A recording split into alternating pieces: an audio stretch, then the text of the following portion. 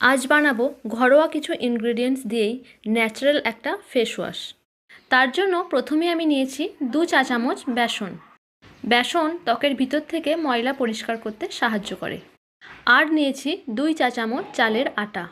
এটি আমাদের স্কিনকে এক্সফোলিয়েট করতে সাহায্য করবে। আর নিয়েছি হলুদের গুঁড়ো 1 চা চামচ।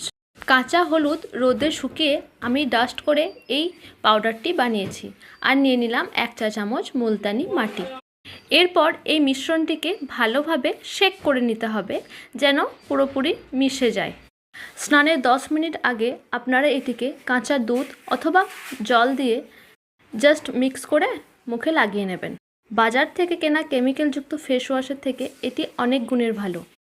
এটি ত্বককে করে ভিতর থেকে পরিষ্কার, ত্বকের সমস্ত মৃত কোষকে দূর করে দেয়। আপনারা 1 সপ্তাহ ব্যবহার করলেই এর গুণাগুণ টের পাবেন। আরও এরকম ভিডিও পেতে আমার চ্যানেলটিকে অবশ্যই সাবস্ক্রাইব করুন।